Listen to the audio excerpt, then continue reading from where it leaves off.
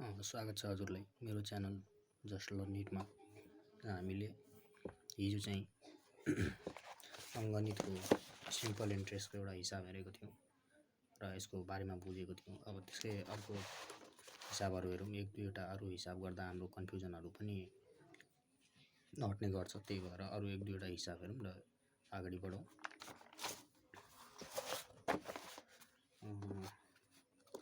जस्तै अर्को हिसाबमा रहेको छ,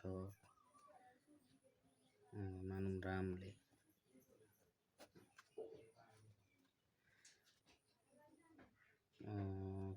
एनआइसी एसिया ब्याङ्कबाट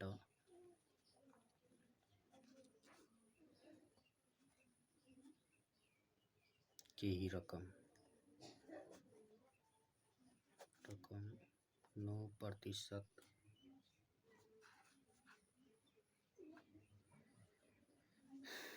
साधारण ब्याज दरले 9% साधारण ब्याज दरले ऋण लियो। रामले एनआइसी एसिया ब्याङ्कबाट केही रकम 9% साधारण ब्याज दरले ऋण लियो। यदि उसले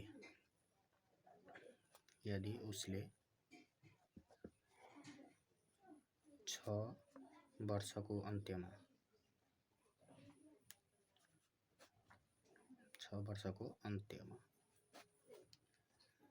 सावा र ब्याज सहित जम्मा रु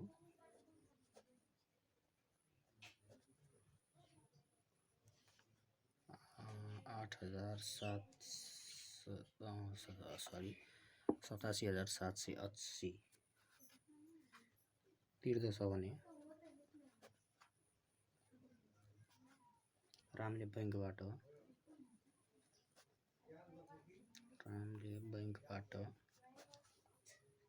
कति रकम ऋण लिएको रहेछ?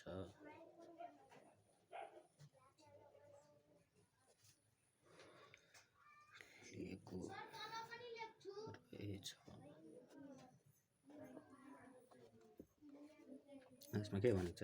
रामले एनआइसी एसिया ब्याङ्कबाट केही रकम 9% साधारण ब्याज दरले ऋण लियो। यदि उसले 6 वर्षको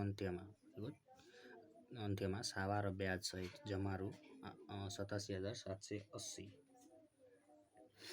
तिर्दछ भने रामले बैङ्कबाट कति रकम ऋण लिएको रहेछ? अब यसमा हामीले चाहिँ पहिला दिएको के छ त्यो हेरौँ है।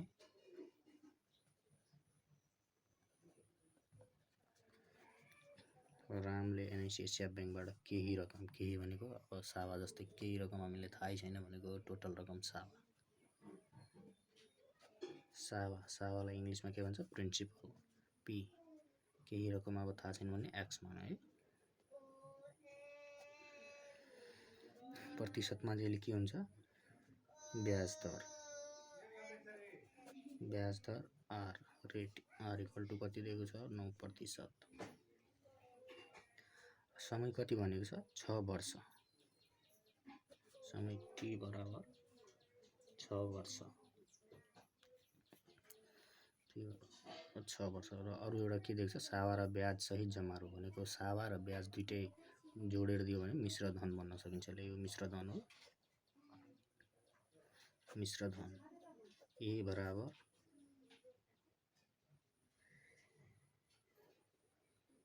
पी प्लस आई को रकम बराबर कति छ? 87,780 रहेछ भने हामीले चाहिँ पहिला मिश्र धन पत्ता लगाउनु पी पत्ता लगाउनु पर्यो भने मिश्र धनको फर्मुला लगाउनु पर्छ।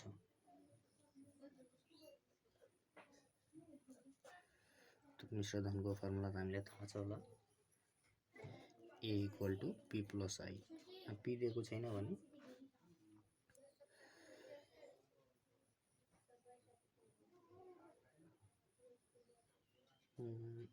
पी इक्वल टु एले यता सकिन्छ प्लस यहाँ 100 मल्टिप्लाई गरौँ 100 प्लस टीआर। ये कति छ? 87,780 यो 100 डिभाइड बाइ यो 100 जस्ताको त्यस्तै प्लस टी भनेको 6 वर्ष, आर भनेको 9। यो 9 को प्रतिशत जुन हुन्छ यो प्रतिशतलाई हटाएपछि यो 100 चाहिँ माथि गएको यसरी यति बुझ्नु। p बराबर हामीले के भनेको थियो x, x बराबर हामीले कति हुन्छ यो र यो कट हो भने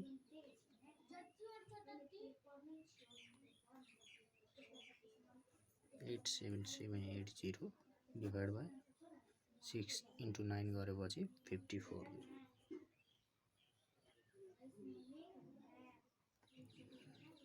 दुईटैलाई मल्टिप्लाई गर्दा x बराबर कति आउँछ 57123 भनेको हाम्रो। त्यसकारण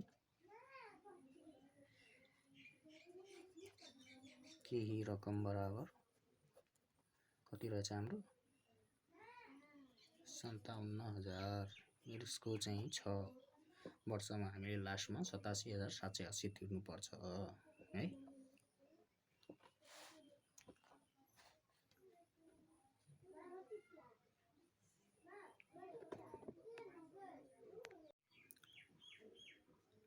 अब हामी अर्को हिसाब हेरौँ।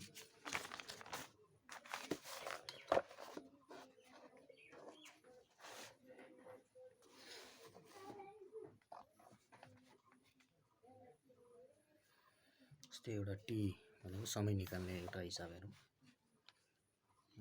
जस्तै केही समयमा रु 5,000 राख्नु। 5,000 को मिश्रधन 15% ब्याज दर मारु 8,750 होला गर्दा यहाँ हामीले चाहिँ के भनेको छ केही समयमा रु 5,000 को मिश्रधन 15% ब्याज दरमा रु 8,750 होला भनेको केही समयमा टी हामीले थाहा भएन। रु 5,000 भनेको हाम्रो सावा भइहाल्यो। मिश्रधनको 15% ब्याज दरमा त 15% ब्याज दर भनेको हामीलाई 8 दिइसक्यो। मिश्रधनको यहाँ रु 8,750 होला भनेको मिश्रधन हाम्रो कति भइहाल्यो 8,750। यहाँ हामी पहिला लेखौँ के दिएको रहेछ त सावा रकम भनेको के छ 5,000 मिश्रधन रकम बराबर के दिएको छ 8,750। त्यस्तै ब्याज दर कति दिएको रहेछ ब्याज दर R = 15%। समय हामीलाई थाहा भएन त्यही भएर हामीले समय नै निकाल्नु पर्ने हो। तर अब पहिला हामीले चाहिँ मिश्रधन दिएको छ भने हामीले पहिला मिश्रधन र सावा दुईटै दिएको छ भने हामीलाई यहाँ ब्याज पनि निकाल्नु पर्ने भयो। ब्याज हामीलाई अहिले थाहा छैन ब्याज आई थाहा नभएकोले अब पहिला हामी ब्याज नै निकालौँ। हामीलाई थाहा छ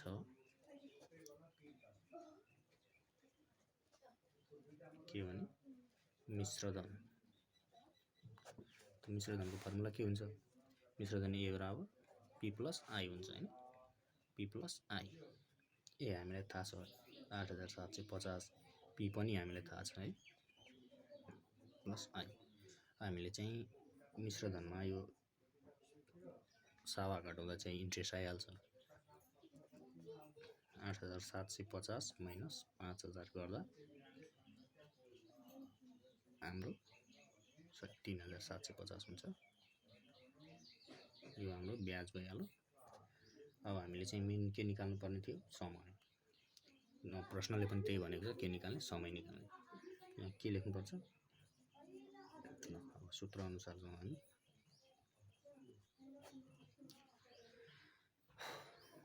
सूत्र के हुन्छ I = PTRY 100। यहाँ हामीलाई I दिएको छ 3,750 यहाँ हामीले भर्खरै निकाल्यौँ। त्यस्तै P पनि हामीलाई थाहा छ कति 5,000। T थाहा भएन। R भनेको कति दिएको छ 15% है 15% भागा 100।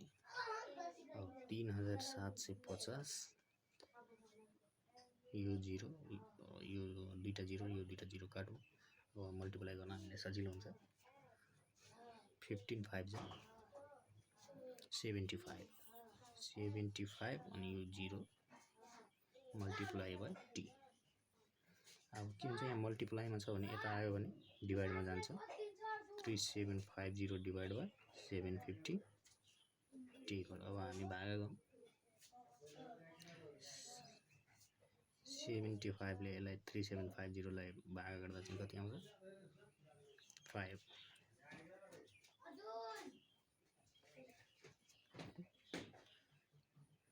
त्यो प्रश्नमा दिएको केही समय भनेको कति रहेछ, केही समय भनेको 5%। त्यसकारण केही समय बराबर 5 वर्ष है, यही हाम्रो एन्सर भयो। अब अर्को हिसाब पनि हेर्छौँ हामी है।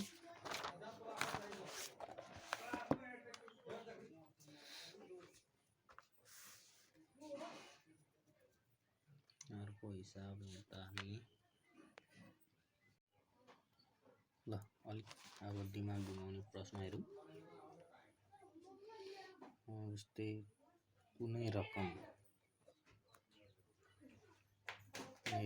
10 वर्षमा कुनै वर्ष 10 वर्षमा रकम 10 वर्षमा 1.5 गुना भनेको 150% मानौँ, प्रतिशतले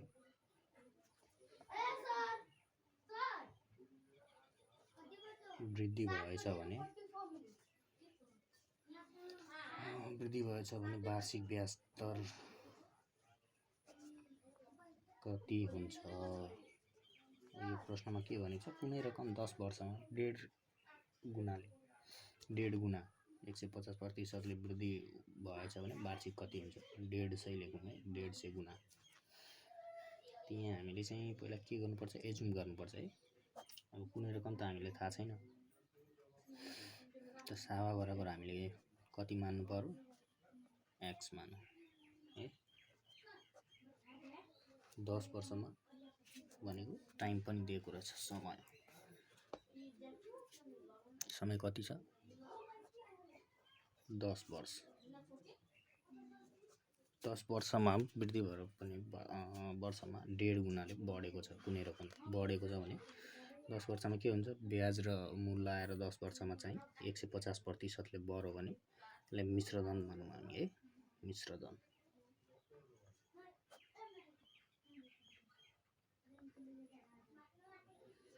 मिश्रधन ए मानौँ, त ए बराबर कति हुन्छ हाम्रो, कुनै रकम भनेको x रकमको कति 150% रहेछ है। तब यसलाई हामीले के गरौँ भने x को 150/100 गरिदिउँ, त कति आउँछ हाम्रो 1.5x आउँछ है।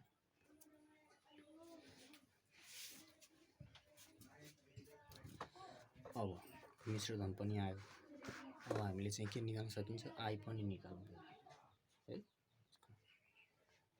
ब्याज आई बराबर के हुन्छ,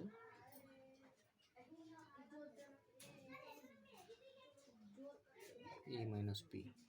ए माइनस पी कसरी भयो भने हामीलाई मिश्रधन थाहा छ नि, ए बराबर के हुन्छ,